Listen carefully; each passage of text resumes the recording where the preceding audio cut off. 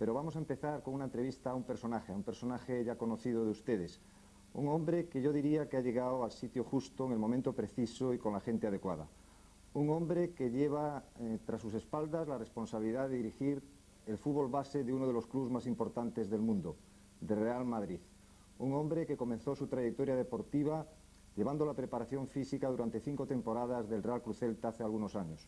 Un hombre hiperactivo, siempre preocupado de ampliar su formación en todas las áreas del deporte.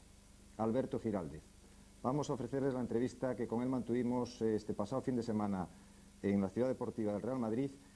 Alberto, bienvenido al programa. Muchas gracias. Bienvenido nuevamente, porque recientemente, hace un año que te habíamos entrevistado en el Valladolid y de allá acá han cambiado bastante las cosas, ¿no? Sí, han cambiado, para mí ha cambiado, es otra faceta, un puesto nuevo, muy atractivo y muy diferente. O sea, me ha cambiado mucho la vida, incluso las perspectivas y mi visión ha tenido que ampliarse mucho más. Tú eres un hombre que siempre has trabajado en preparación física, pero siempre cuidando de formarte en todas las pautas deportivas, tanto a nivel técnico en el fútbol como en otros deportes que has colaborado con nosotros, y en la parte psicológica también. Ahora yo creo que estás formado en todos los campos como para poder estar en un puesto de la responsabilidad del que estás ahora, que es prácticamente coordinar todo el fútbol base del Real Madrid, ¿no? Hombre, yo creo que la formación nunca acaba, ¿no? Que el mantener viva la pasión por el conocimiento es importante. Sí, mi nueva faceta realmente es coordinar toda el área desde el primer equipo hasta los benjamines, los más chiquititos. Y eso, pues, conlleva pues parte de gestión, parte de manejar todos los recursos humanos y todo lo técnico, lo que está relacionado con el propio entrenamiento. Tú está claro que cuentas con la confianza del director general deportivo del Real Madrid, de Jorge Valdano, con el que has compartido muchos años de trabajo. ¿Es para ti realmente un aliciente el trabajar con una persona que te conoce bien y que tú le conoces bien a él y que podéis formar un buen equipo de trabajo? Es una facilidad muy grande porque son muchas horas y es conocerse mutuamente a fondo respecto a la profesión nuestra, y entonces para mí es tener una base muy sólida en la que asentarme. Es decir, que yo sé, Jorge Valdano, cuál es su idea sobre la formación de los jóvenes y a partir de ahí es mucho más cómodo porque se va por el mismo camino. Tú has estado en el Real Madrid en diversas etapas, o sea, con diversos entrenadores, con Antich, quiero recordar, con Ben Hacker y con Jorge, como preparador físico, y ahora has llegado a un momento en que el Madrid es otro Madrid, con una estructura con Florentino, con unas perspectivas con la nueva ciudad deportiva en ciernes. ¿Es un reto importante para ti llegar al Madrid, en un Madrid que parece que va a tener un gran futuro?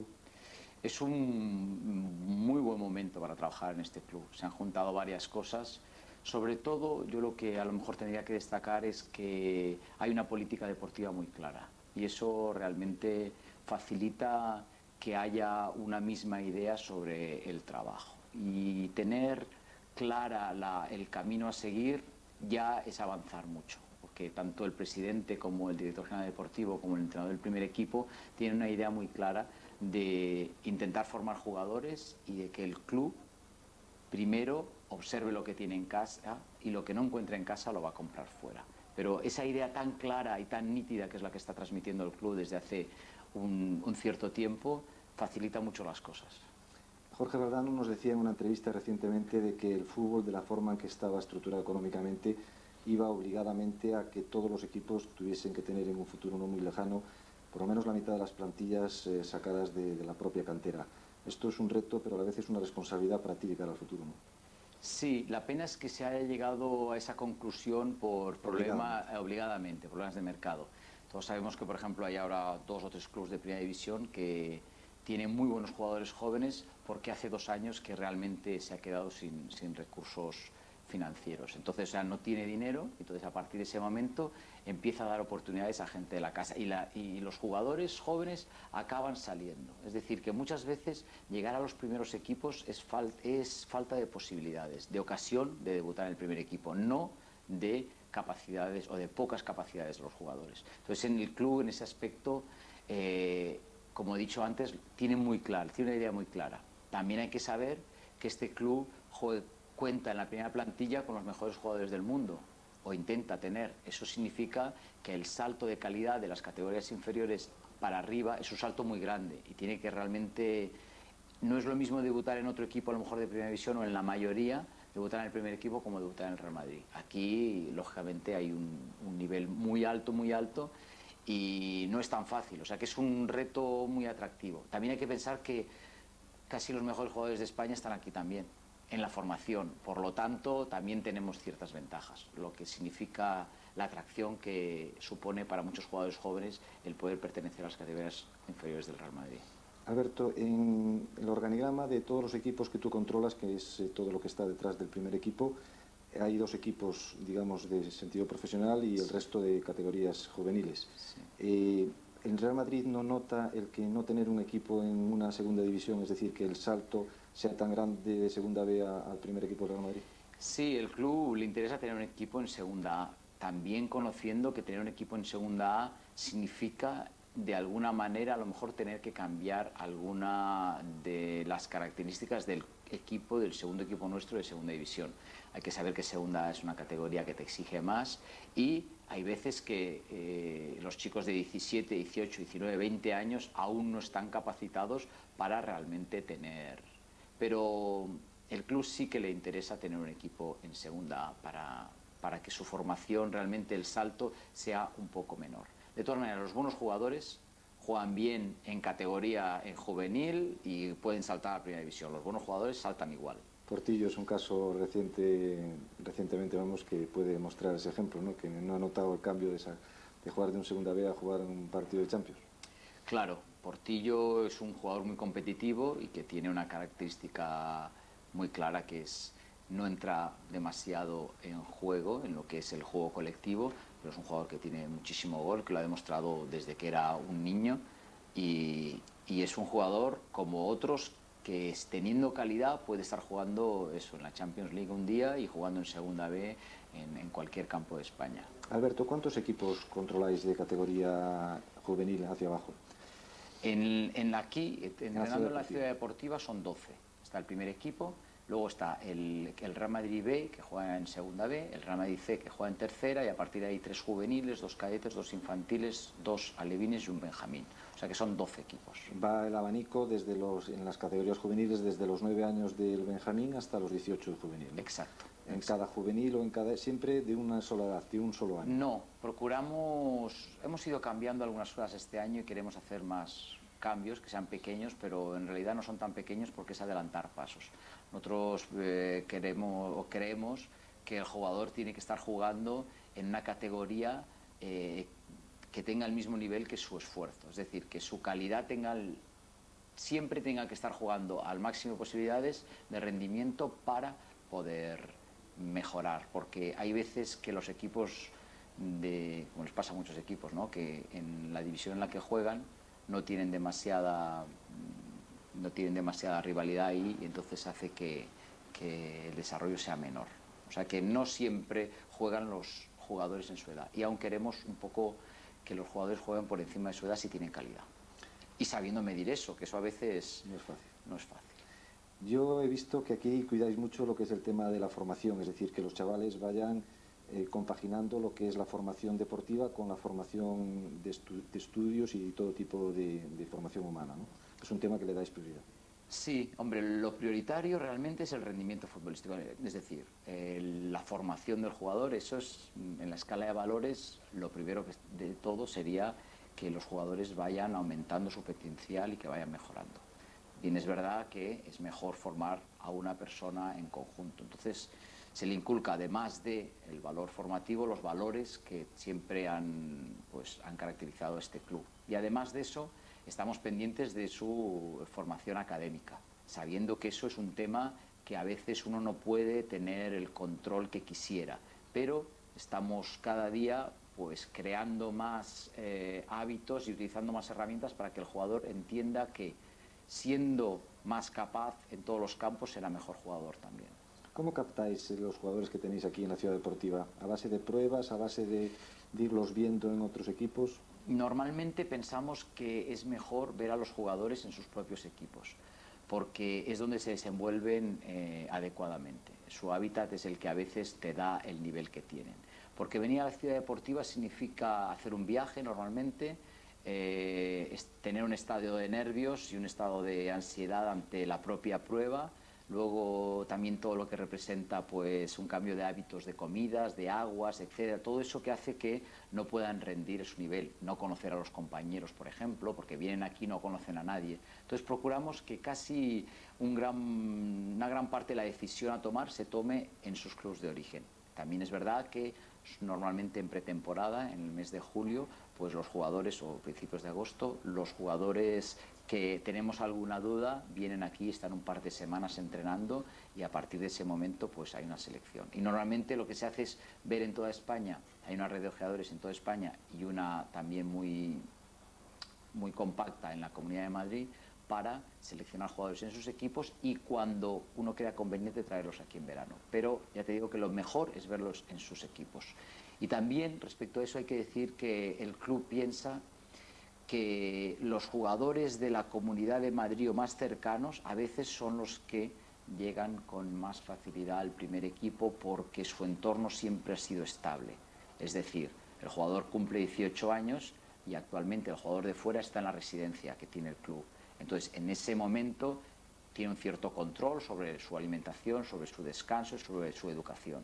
Pero claro, a los 18 años, pues la Constitución española, pues ellos son adultos y entonces pueden actuar como quieran. Normalmente acaban viviendo en pisos, se juntan 2 o 3 y ahí empieza muchas veces un momento en el que el jugador, según su capacidad para entender o sus ganas de ser jugador de fútbol, hace que realmente puedan seguir su progresión o empieza a acumularse una serie de factores que puede que el jugador le afecte lo suficiente como para no llegar. Es decir, que a veces nosotros pensamos que los jugadores de la Comunidad de Madrid llegan a su casa y su madre le dice cierra la puerta, acuéstate, o el padre le dice lo que sea. Es decir, tiene un entorno estable que es el que se mantiene desde jovencitos y a veces su vida es más equilibrada como para seguir rindiendo. ¿A qué edad hacéis que cambien la residencia si es que veis que hay algún valor que os interese de algún sitio que no sea de Madrid? ¿A qué edad? Actualmente el chico más joven de la cantera tiene 13 años.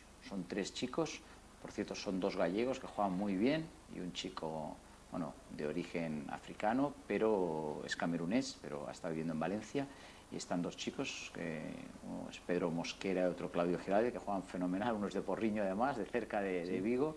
Y esos son los 3 chicos más jóvenes que tenemos en la ciudad deportiva. Ellos están en la residencia y los mayores que están en las residencias tienen 18 años. O sea que van de 13 a los 18 años. Aquí estamos hablando de un número alrededor de 250. Chavales, 250 contando el Madrid B y el Madrid C. Sí, esos son los que contamos. Y luego puedes restarle 43 jugadores, le puedes restar. O sea que prácticamente son 200 y pico de juveniles hacia abajo. Cuando fichan, cuando se incorporan aquí a la disciplina del Madrid, vosotros le dais algunas circunstancias especiales, ¿no? Es decir, le dais una carta de felicitación y al mismo tiempo un régimen de reglamento, ¿no?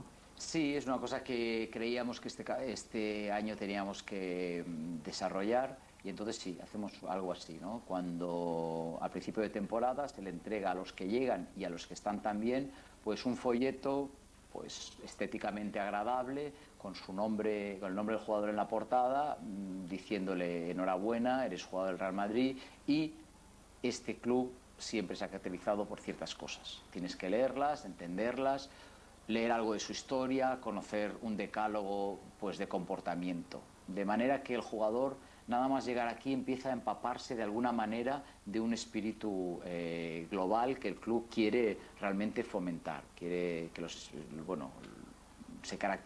jugadores del club se caractericen por algo, ¿no?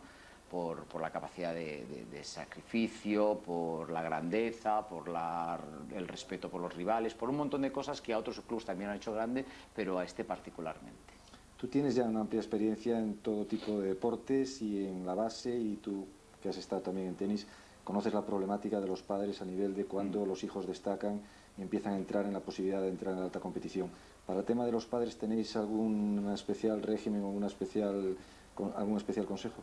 Sí, hemos formado lo que hemos llamado una escuela de padres, que son reuniones periódicas con todos los padres de cada equipo, cosa que nos lleva a un gran desgaste a los técnicos y a los que dirigimos eso, pero hemos creído conveniente que el padre se sienta primero escuchado, valorado, porque realmente son importantes, son muy importantes porque son los que, primero son los padres de los chicos, luego son los que los acercan aquí, los que están aguantando un montón de horas esperando al chico, como en todos los otros deportes, ¿no? Los grandes sacrificios que hacen los padres por un jugador que está haciendo, por un hijo que está, que es un deportista, además un deportista de alto nivel. Eso conlleva un montón de características que a veces hay que explicarle al padre, que no es lo mismo ser padre de un hijo pues que tiene una vida de estudios, de amigos y poco más, o mucho más, pero me refiero en ese ámbito, que lo que significa tener un hijo deportista de alto nivel, que significa un montón de cosas. Entonces les damos pautas y les damos herramientas también, les ofrecemos herramientas para que ellos empiecen a entender un poco,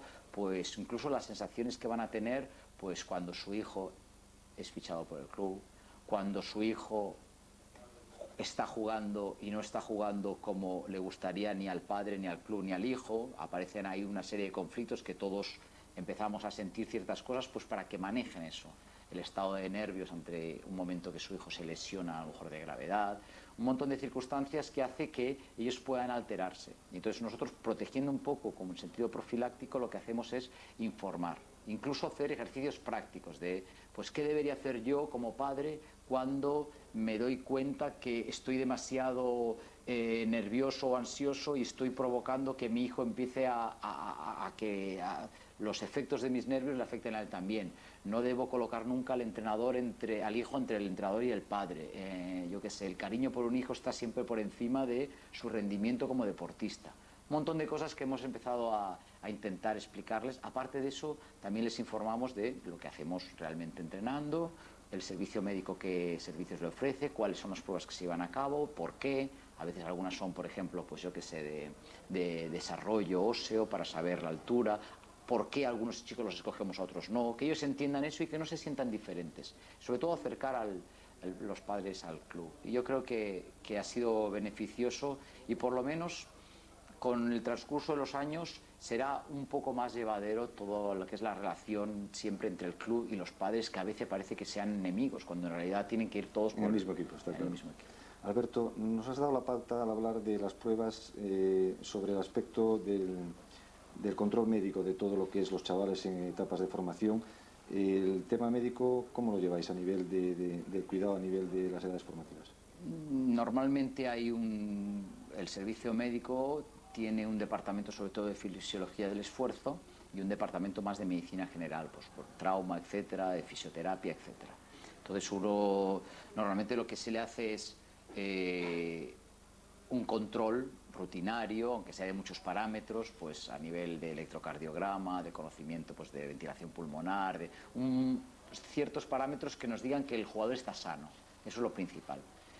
Y luego, los chicos que están ya más o menos de infantil hacia arriba, infantil A de 13 años hacia arriba, lo que procuramos es analizar a jugador por jugador. Es decir, que los jugadores que realmente tengan a lo mejor más proyección, pues empezamos a hacerle las pruebas o las valoraciones necesarias a cada uno. Ya no son grupales, sino vamos eligiendo. Entonces, por ejemplo, pues el análisis de la conducta postural, es decir, la estructura ósea, cómo está, si puede tener algún problema pues a nivel de problema de columna, a lo mejor de apoyo plantar, de posición de rodillas, de cadera, etcétera. Se hace un análisis a cada uno, igual que también pues tejido adiposo, porcentaje de masa muscular, necesidad de desarrollo muscular, etcétera. Cada uno vamos apuntando pues a cada jugador, de manera que hay un grupo a lo mejor de 10, 15 jugadores que tienen que estar tienen que prestar mucha más atención a estirar isquiotibiales para que no tengan molestias en el futuro. Otros que tienen que reforzar la columna para que no aparezcan cifosis que les haga descompensaciones musculares.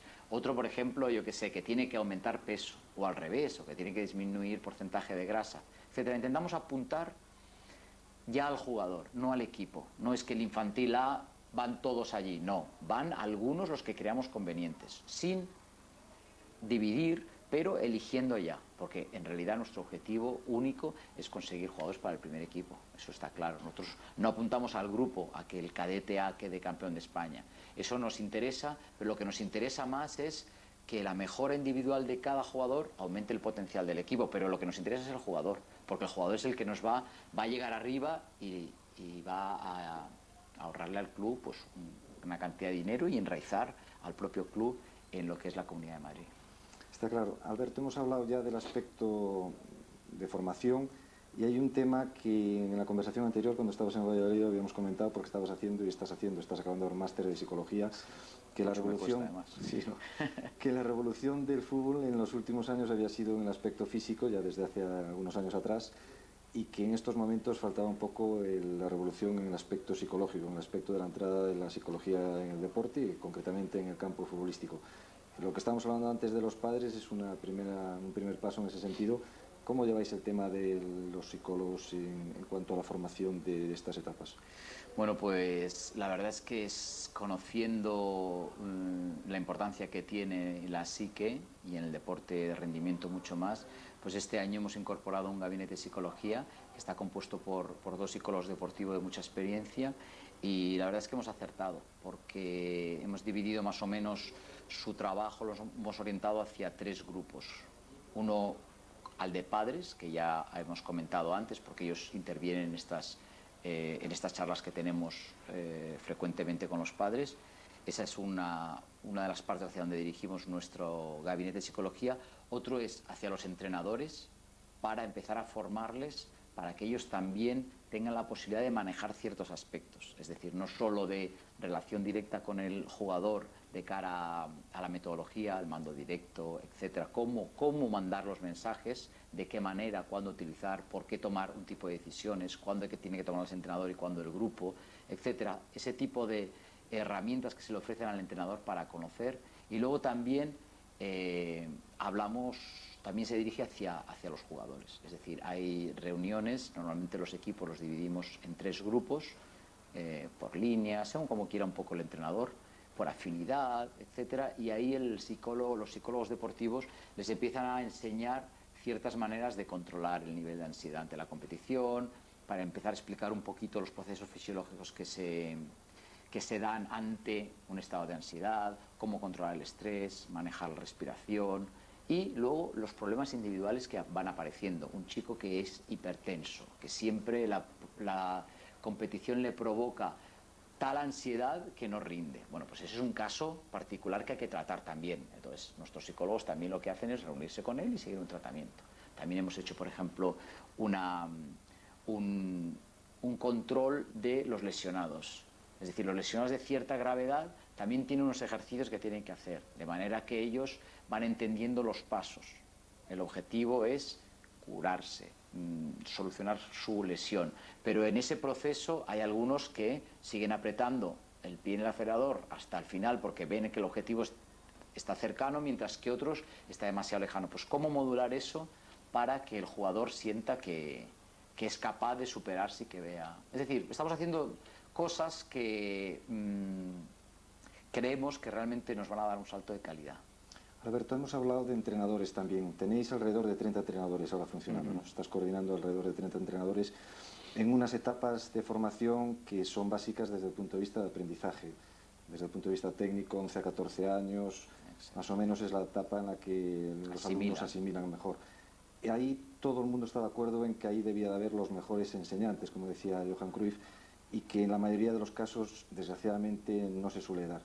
¿Cuidáis aquí en este tema que haya bueno, me imagino que aquí habréis renovado el tema a nivel de tener lo mejor que podáis darle a los chavales de esas edades, ¿no? Sí, nosotros entendemos que hay 2 pasos, uno es la formación y otro es el rendimiento. Entonces el rendimiento, los 2 últimos equipos, es decir, el Real Madrid B y el Real Madrid C, son ya prácticamente de rendimiento, son jugadores que entrenan mañana y tarde y que son prácticamente profesionales. Pero 18 años más o menos hacia abajo, pues realmente son etapas de formación diferentes, porque no es lo mismo entrenar a un alevín que entrenar a un cadete B, por ejemplo, un chaval de 14 años. Pero lo que hemos intentado es,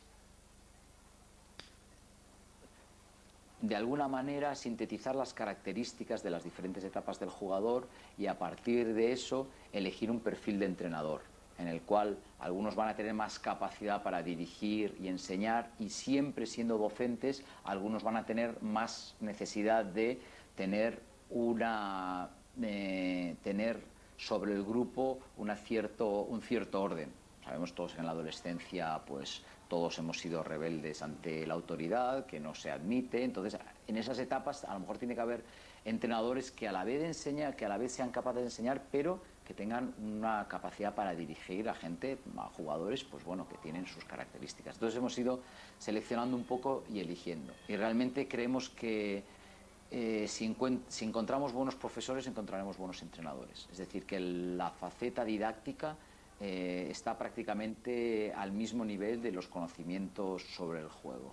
Es decir, entendemos que tienen que ser realmente profesores, porque a veces los entrenadores a lo mejor los técnicos, hemos dirigido mucho y hemos enseñado poco.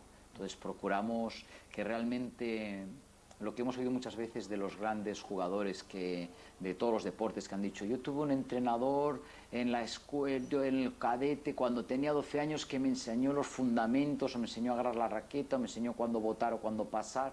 Pues esos fundamentos o conceptos del juego, que realmente los entrenadores sean capaces de transmitir eso, no de dirigir un equipo. No se calienta, hacemos este tipo de ejercicio, jugamos, sistema y ya está, y partido. No tiene nada que ver, esto no tiene nada que ver. Esto tiene que tener unas características absolutamente diferentes. Es enseñar, no es dirigir. El Real Madrid de antiguo, el Real Madrid de Bernabéu, tenía fama de ser una cosa aparte en el mundo del fútbol a nivel español, en el sentido de que todos los jugadores de la plantilla profesional tenían unos cuidados, unos mimos, mimos digo en el buen sentido, en el sentido de estar protegidos en cuanto a su vida privada, etcétera, etcétera. Ahora, con el nuevo fútbol, la nueva forma de funcionar el fútbol, y estando vosotros en tan buena coordinación, ¿es la idea vuestra hacer un poco como el fútbol inglés, de que todos los jugadores se impregnen de un mismo estilo de juego en el Madrid desde que entran hasta que llegan al primer equipo? Sí, esa es la idea, ¿no? Esa es la idea, cultivar en casa y fomentar que realmente los jugadores que estén en la casa se impregnen de lo que puede sentir o lo que podemos llamar pues estilo madridista, valores del Real Madrid, lo que quieras, como quieras llamarle, pero realmente que se vayan empapando de mensajes que incluso muchas veces extraemos de la plantilla del primer equipo, ¿no? Pues los jugadores tienen tablones en los vestuarios en los cuales nosotros vamos, además de poner algún chiste de fútbol o algo divertido, le ponemos algo atrayente para que el niño vaya a mirar, pero a la vez le ponemos un mensaje, yo qué sé, de las grandes figuras del primer equipo. Cada día que me levanto me doy cuenta de la suerte que tengo por estar aquí o por ser futbolista, o mis padres me educaron en la responsabilidad, por lo tanto yo debo no sé qué. Entonces, de esa manera intentamos realmente cultivar lo que es un sentimiento y una sensación de pertenecer a un club. Que eso además es luego un arma incluso para utilizar en el momento en el que uno quiera captar jugadores. Es decir, nosotros pretendemos que los jugadores jóvenes que se formen, darles tal nivel de educación y de formación que tengamos ventaja respecto a otros clubes. Entonces, que realmente, que es lo que nos está pasando, que haya aquí jugadores que ante la duda quieren ir a un club grande, no solo por su pasado, sino por su presente, por lo que le está ofreciendo actualmente. Tú has estado en varios equipos antes de estar en el Real Madrid, estuviste en Vigo, conoces un poco cómo funciona, o mucho, todos los equipos a nivel de base, a nivel de primer equipo. ¿Qué te parece esto de que, por ejemplo, equipos como Madrid y Barcelona, que son la élite del fútbol, tengan jugadores en su primer equipo de la cantera, y en cambio equipos sin tanta tradición en la élite no tengan ningún jugador en el que los de la cantera puedan mirarse como espejo? Lo que tiene de positivo de cara a la incentivación y lo que tiene de negativo de cara a que, por ejemplo, en Vigo los jugadores dicen: yo al primer equipo no puedo llegar porque ahí no llega nadie de la cantera. Yo creo que los jugadores primero tienen que marcar la política del club. Si el club realmente cree en que la selección de los jugadores y la formación y al final de todo la capacidad y el potencial del jugador que tiene en casa es lo suficientemente grande para subirlo al primer equipo, y realmente cree en eso y mira hacia abajo, porque el Real Madrid no solo mira hacia arriba, hacia el primer equipo, sino que realmente ha dirigido los focos también hacia abajo. Eso el jugador hace que aumente su potencial también, porque solo sentir el primer equipo cerca, pues esa autoconfianza pues es un alimento del talento, es un potencial mucho mayor, porque realmente el jugador a diario no solo cree que puede llegar, sino que ve que su compañero o el jugador que está por encima de él o que está 2 o 3 años mayor que él está llegando al primer equipo. Eso significa que como a todo ser humano, la autoconfianza hace que mejore realmente. Entonces, a veces la incapacidad para llegar hace que los jugadores, teniendo el mismo potencial, sean inferiores, porque no ven realmente la posibilidad de llegar. Entonces, realmente la vía que está marcando en el club en este momento de política deportiva hace que nuestros jugadores aumenten su rendimiento incluso, o sea, sean mejores que antes de tener una visión tan clara. Alberto, cambiando un poco de tema, desde el punto de vista de preparador físico. Sí. En el fútbol, el año pasado entrevistábamos, precisamente cuando te entrevistábamos a ti, a Eusebio, un jugador que tiene muchos años, muchísimas temporadas de fútbol atrás, pero no solo es el caso de Eusebio, sino que hay muchos casos en estos momentos en el fútbol español de jugadores por encima de los 35 años que siguen rindiendo a muy buen nivel. ¿Qué explicación le das tú desde el punto de vista físico a este cambio que ha habido en el fútbol de que ahora ya no se mira tanto el carnet de identidad y sí se mira el rendimiento en edades de este tipo? Hay varios factores. Uno es que tienen más posibilidades y tienen más profesionales alrededor, por lo tanto eso alarga la vida deportiva.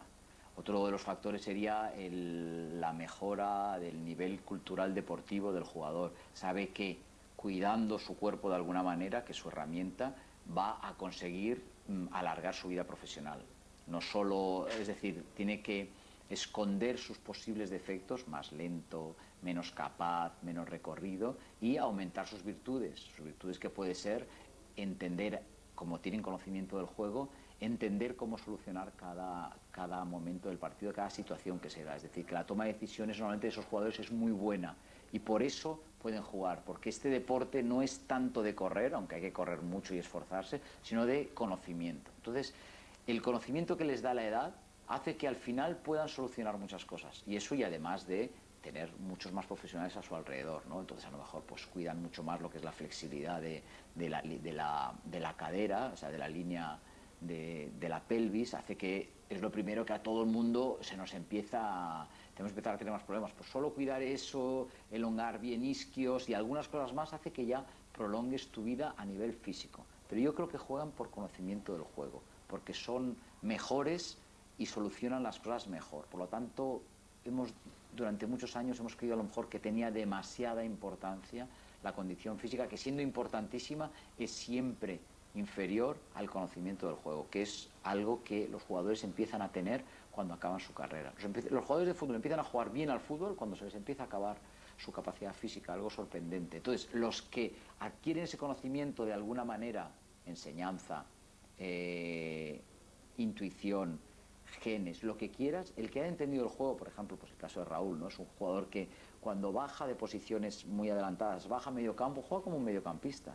Y cuando baja atrás porque tenga tal, juega como un defensor. Es decir, que entiende los sectores del campo, cómo solucionar. Atrás seguridad, en medio campo simpleza, juego simple, juego por las bandas, y delante naturaleza. El que tenga regate, el que tenga velocidad, el que tenga desmarque, el que juegue, el que tenga movimiento, ahí lo que quieras. Pero es un jugador que en cada posición sabe moverse bien. ¿Por qué se le ha llegado antes todo? Seguramente porque también le ayudaron y le enseñaron, que es un poco lo que proponemos aquí. Si enseñamos antes a nuestros jugadores, daremos saltos de calidad y iremos cumpliendo etapas un poco antes. Que hay veces que ves un equipo juvenil, todos corren, todos luchan, todos chocan y pocos juegan. Ves un partido de veteranos y ves un equipo que no puede porque no son capaces, pero juegan simple, juegan sencillo, hacen realmente lo que tenían que hacer, y la pelota llega hasta 3/4 con muchas posibilidades de ser jugada. Ahí, a partir de ahí, ya es todo más difícil, ¿eh?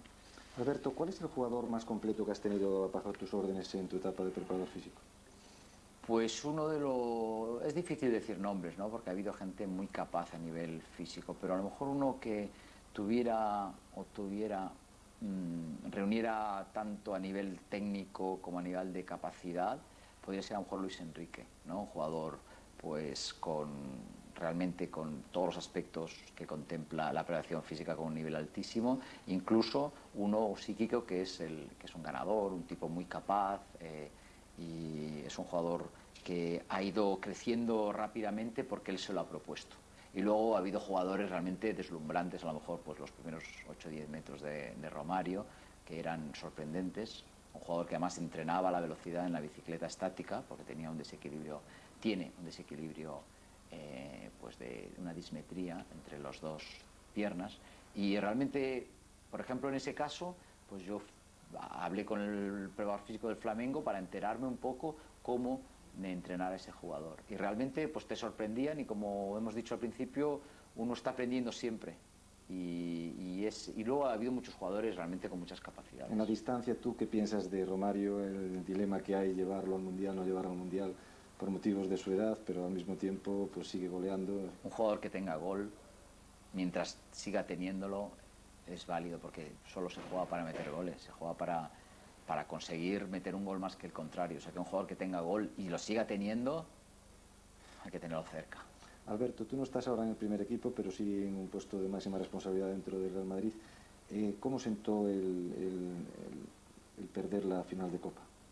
Fue un momento duro porque realmente el club tenía esa fecha, era un objetivo, una fecha clave, y el club tenía muchas esperanzas, pero esto es un deporte. Entonces, un deporte está muy abierto, además se enfrentó a un equipo realmente con un potencial enorme y un estado pues anímico de mucho nivel. Por lo tanto, fue un momento difícil, pero lógicamente el que está en este mundo entiende que cualquier partido se puede hacer difícil, y más una final de Copa. Tú, como profesional, no seguro que no eres muy amigo de hacer pronósticos y más estando involucrado, pero ¿cómo ves este final de Liga tan igualada y la Champions con tanto equipo español metido? Bueno, que a lo mejor los equipos que han quedado fuera y que están fuera de la Champions y que están en la Liga disputando la posibilidad de ganar el campeonato, pues a lo mejor van a tener alguna ventaja, porque el desgaste de unos cuartos, de unas posibles semifinal y una final, no solo es físico, sino es realmente mantener un nivel alto es complicado. Por lo tanto, por ejemplo, este año estamos contentos en el club en el aspecto de que muchos jugadores de la cantera han logrado ahorrarles minutos a los primeros, a los de máximo nivel, ¿no? Y eso ya es un beneficio. Alberto, por último, la ciudad deportiva va a cambiar, dentro de poco tendréis una nueva ubicación, unas nuevas instalaciones. Esto indudablemente es otro incentivo más de cara al futuro para ti. Para todos, para el club sobre todo, ¿no? Hay que pensar que estas instalaciones tienen muchos años, que están en este momento en unas condiciones estupendas porque han sido renovadas y estamos ahora en un momento realmente bueno de instalaciones en el club, pero lógicamente teniendo el espacio físico y teniendo la idea que tiene el presidente sobre la nueva ciudad deportiva, es realmente pues un proyecto muy atractivo, sobre todo partiendo de cero y teniendo posibilidades los técnicos de ofrecer, a lo mejor pues fruto de su experiencia, posibilidades o a ver de qué manera estructuramos, algo que ya está prácticamente planificado, pero es un proyecto sobre todo muy motivante y muy estimulante, porque realmente puedes pues influir en que se hagan cosas realmente para los jugadores, porque muchas veces los clubs han estado pensando más bien en primer equipo y en el día a día, que no en empezar a realmente a formar algo tan grande que luego pueda soportar no solo los buenos momentos, que todos los clubes lo soportan, sino los malos momentos. Entonces hay que estructurar el club para eso, para los malos momentos, que pueda seguir en pie, que pueda seguir estructurado. Entonces, una ciudad deportiva con todas las posibilidades que se ofrece es una locura y tiene un atractivo brutal. Hace muchos años ya que saliste de Vigo, pero en Vigo se te sigue recordando con cariño y por la gran labor que hiciste. ¿Qué les dirías a toda la gente de Vigo, a toda la gente de Celta?